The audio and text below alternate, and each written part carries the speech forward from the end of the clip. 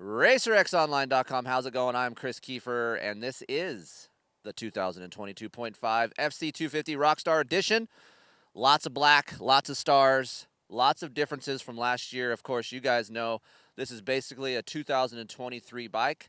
New frame, new engine, basically everything new. If you have an older FC250, only thing that's going to fit on this thing is the fork and the front wheel. Everything else is different. So don't email me and ask me what fits. I just told you guys. So lots of differences. But compared to the factory edition KTM, lots of similarities. Unlike last year where the subframe and the swing arm were different, this year those are the same. Those share the same as the orange bikes.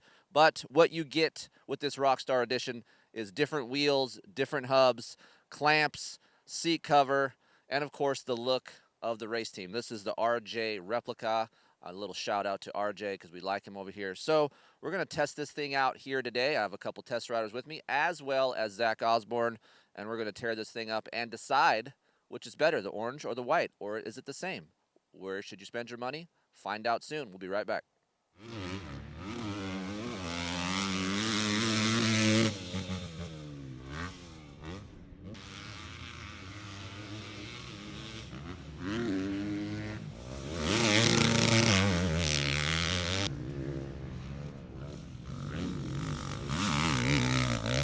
All right, guys, we're wrapped up here at Glen Helen Raceway, FC250 Rockstar Edition. Sorry we're not stickmen, but we're going to talk about this FC250 anyway because there are some vet guys that are larger that want to get a 250, so this is what we're doing today. I don't have my kid, which is 135 pounds, or another teenager to ride this thing, but we will do that and do an update and get you some suspension settings on that as well, so just stay tuned for that. So, Eddie Laret, 230, Gary's 200. I feel like that's false, but 200, we're going to go with that. Right away for me, compared to last year's model, there is more excitement within this engine than I think there is with the 450. There wasn't a lot of differences for me on the 450 side with the engine, but the 250 side, man, it has a lot more pickup, excitement, recovery is better for me. Mid-range meat is really nice. I'm still a map 1 guy in this. I tried map 2, which is a little bit better off the bottom, but kind of cuts each gear off a little bit sooner. Second and third gear is pretty short, so I'll deal with a little bit less bottom end and get that second and third gear pulling power, which I like. So for me, very impressed with the engine, a little bit more bottom end. We all know that the Husqvarnas are really good mid to top. They need a little bit more front side, and I think they found some of that. Gary, start with you since you've kind of ridden this version a little bit. Yeah. You haven't ridden a 250F in a while, so what do you think? I honestly had a lot of fun. First off, It is a lot of fun. Like it's just put the thing, just tape it down. What's awesome about this bike is it makes most of its power. Like it likes to be revved, right? So you can really ride it aggressively and kind of ride it like a pissed off teenager, really, right? So I put it in map 2 because I am bigger, and I was able to fan the clutch a little and keep a gear high and carry my momentum.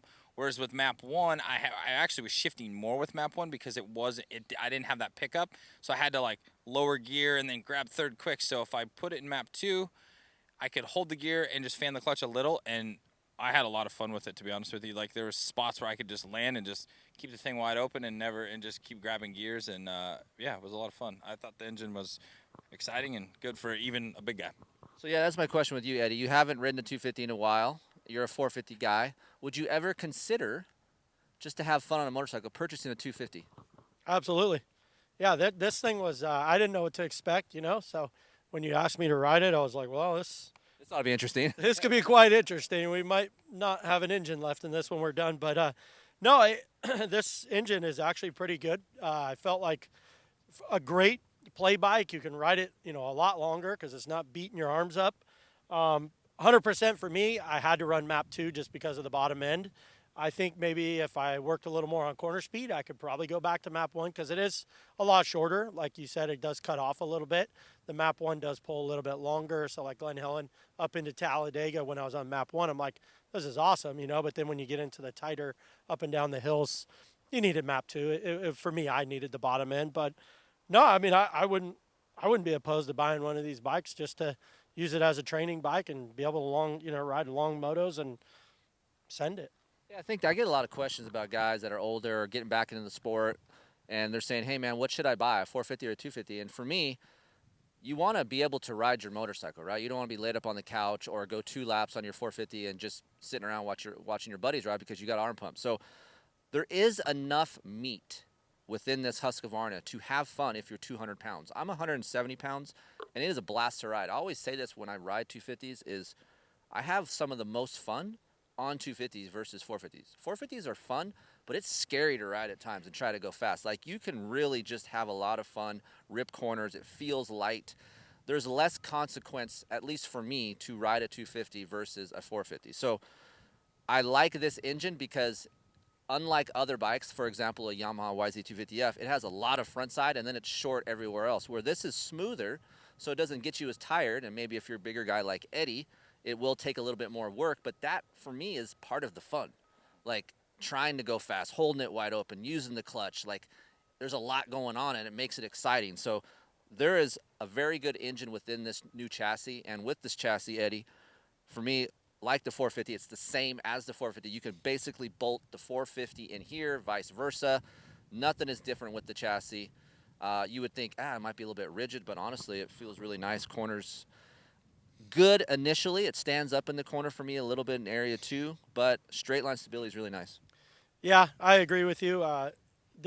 For being the same chassis and same everything, I thought it should feel, pretty close to the same. I know there's a little bit of a weight difference, but yeah, I did notice that. Like, I actually had a little tip over because, yeah, it was kind of unpredictable in the middle there. You can get in. Feels the same as a 450 getting in, but then, like, the middle area 2 does get a little, wants to stand up. Yeah. So I see what you do there. I know you guys made an adjustment. I didn't get on it after that, but I know you two did, so be curious to hear what your guys' feedback on that was. Yeah, so Eddie, what we did, you and I rode this, and what's cool about this clamp, this WP clamp, we call it the split clamp here.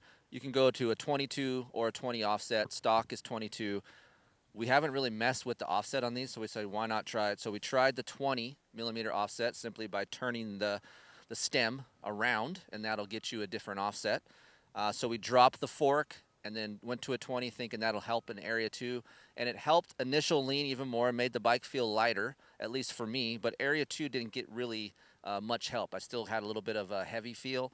And for me, at Glen Helen, the 20 millimeter offset made the fork feel a little bit harsher. So I didn't really like that coming down hills. But if I was riding a tighter track, a stickier track with ruts, that's an option for you guys here. Gary, really quick, you rode it. What do you think? So I think I might have got a little different feel, just maybe my weight. And you're a rear steering guy. I'm a front end steering guy. So for me, the 20 mil offset entering, like, straight line traction coming into the corner, I felt like the front end was more planted for me. Like, I felt like there was more weight on the front tire.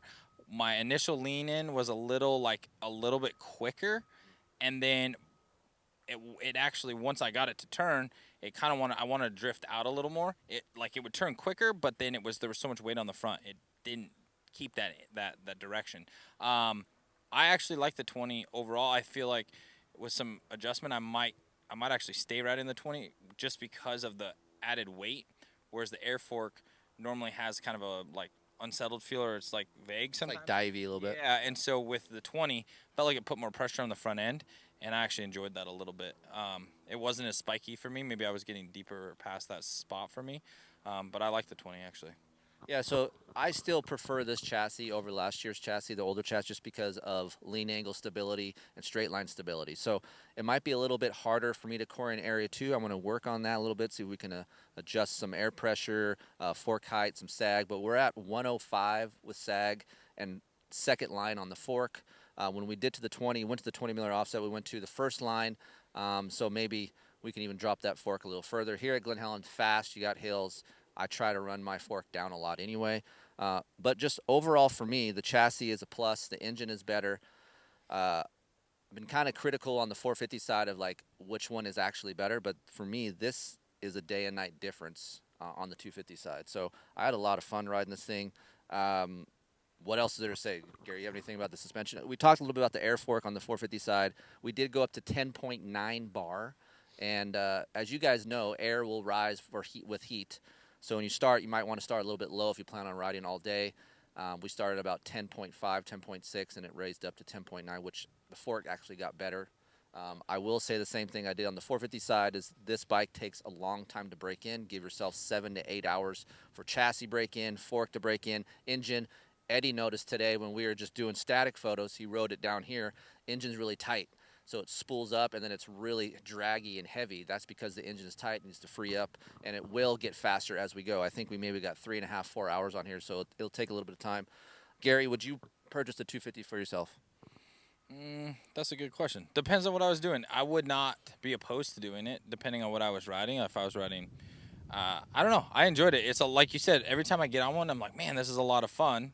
But I don't know if what I do, I would want one. I would have to. Did you notice the engine compared to last year? Do you feel like the engine's better? I liked it in the map 2, the excitement, but I do think that for me in map 2, last year's engine pulled longer, like in that mapping. So I'd have to play with the mapping. But overall, I think this is a better motorcycle than last year for sure. We tried the vented air box. That does help make longer power. Eddie, coming from a 450 to a 250, we know we said we got to work a little bit harder, but do you feel like you can manhandle this thing? Oh yeah, yeah. This is like a feather underneath you, so you just kind of pick where you want to go, and you put that bike where you want it to go. Where the 450, like we said in the other 450 video, you got to be careful. It will sneak up and bite you when you least expect it. Where this one, you go. It's pretty simple to ride, and it's fun. You know, it's a good workout, and it's an all around good bike in my eyes. I want to talk a little bit about the ergonomics compared to the KTM. We haven't touched on that on the 450 video. I do like these shrouds on the Husqvarna side a little bit more than the KTM. The KTM's a longer and sharper shroud. Visually, for me, this bike is a little bit more appealing as far as the plastic. I like the hand holds right here to get on and off of the stand. That's a lot easier than the KTM. I prefer Pro Taper bars over what KTM has. Those are stiffer. This Pro Taper bar is really nice. The Husqvarna stock band is a low, flat bar, but considering that I'm 6 foot tall, I like the bar. Honestly, it feels really nice. It has enough sweep. Usually, I am a Race Team Pro Taper Evo bar, and that's a little bit of flatter, but when I hop back on that bar today, I actually preferred this Husqvarna stock bar. So, ergonomics, Eddie, you're a tall guy. Would you prefer a taller bar or anything different? Yeah, I mean, I think, you know, if this was my bike, I would definitely put a little bit taller bar on it. But as far as the ergonomics of it, you know, it's perfect. You know, it's not. I don't feel cramped. I don't feel like I'm sitting up too high, sitting down too low. My legs are too cramped. It was kind of loamy berms today, but they would kind of hook, so you had to really lay into them. And I didn't find anything. On your knees hitting the handlebars or anything? No, not at all. No catching the shrouds? No catching. Like, that's what I was going to touch on when you touched on the bodywork. I didn't notice one thing getting caught or hung or boot. Like, the bodywork flows really good on this bike. Seamless feel is what that's called, Gary. Yeah. Seamless feel.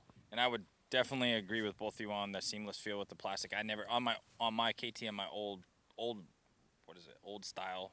Back when I won championships. No. Like my 2021 that I have. Yeah. I can, every once in a while, I'm feeling my boots get caught and all that stuff. And today I didn't feel, it was seamless, like you would say. As far as the bar, I was pretty happy with the bike overall. The bikes are coming so good now. It's insane. It just blows me away that you get to buy this bike now and you don't have to do all these different things. Like, you can buy these bikes and just go race them. I mean, it has everything on it that you need. So, I wouldn't really change a whole lot. I mean, putting more time on it, maybe some things would come up, maybe some softer grips for me, maybe a little fuller waffle maybe. I like a glue-on type grip. I feel like, less vibration. I mean, it's easy with lock-ons, but for me, it adds a little bit of rigidity to the bike, so I'm more of a glue-on guy. Yeah, I agree with the glue-on, but other than that, the bikes are really good, and I would be happy with taking it and riding it the way it is. I noticed less vibration on the 250 versus the 450, which is common. You don't got as much crank mass, you know, the engine's smaller, so vibration is not an issue for me on the 250. I've ridden some Japanese model, currently a Kawasaki and a Yamaha recently, and vibration is on par with that bike, so that is nice. So overall, good job to Husqvarna for creating a more of a stable machine, a quicker, more front side Husqvarna FC250, which is what this bike needed. It needs a little bit more torque, and I feel like it's got some of that. I think it's going to get better as we ride it. I'm going to nitpick something that we didn't talk about in the 450. Yeah. I'm not a big fan of the on and off switch. So the start button and the kill switch button are recessed a little bit, and it's kind of a pain in the ass to push. And you got to hold the kill switch button more than a second to kill the engine. So if you just push that button, it's not going to stop. So you actually got to push it for quite a while. But starting the bike, you really got to press it hard. Yeah, and especially somebody like I come from dead engine starts and doing stuff like that. Back when I won championships. No, not the championship. I'm just saying, I like the button. I actually like the button on the left side, but I do like the engine, like where you have to actually hold it down to get it to stop because I've bumped it or whatever over the time. I'm with you though. I'm not particular with it. Yeah. Eddie, you do? Yeah, I noticed the same thing. I mean, I'm not going to get crazy about it because all we're doing is starting and stopping the bike. That doesn't happen on the track. I do like how small all their map switches, the traction control, like everything is. It's clean. It's clean. It's tiny. I mean, when you start getting to a bar that, maybe like a twin wall bar, and you have to try to place all this stuff before the bar tapers down, this works, where some of the other manufacturers don't. One thing that I do in the controls department, Husqvarna has nailed it with their levers. Yeah, it's nice to feel. I mean, these things are stock. Unlike the Cowie where the blades are so thin, it's horrible. That's a Cowie video. We'll get into that. But I mean, the clutch feel, the brake feel, Brembo stuff. I mean, it's superior. It's top. We didn't even talk about the brakes. So every time I get on a Husqvarna or even a KTM, I'm just like, wow, Brembo is like superior. Night and day different. I mean, it's not even a comparison. All right, guys. Well, that wraps it up for the number 24 machine of RJ Hampshire, Rockstar Edition. RJ, shout out to you. If you guys want to know more information, you can hit me up, Kris at KeeferIncTesting.com. Happy to help you guys out. We'll get some more settings, some baseline stuff out for you guys over on KeeferIncTesting.com. And, of course, 12 issues, $30, RacerX publication. These guys don't subscribe, which is... We do now. We did it in between Well, videos. let's hopefully they're subscribing right now as we speak. Get a free gift. Right now, I think you get like a thermos or something, but they always have something cool. Last time it was like Ethica underwear. So it's nice to read. I still like to read. I know we're old here, but reading is cool. So go subscribe. 34 years old, Gary. You're old. 12 issues, $30. We'll see you on the next Racer X test, and we'll see you at the track.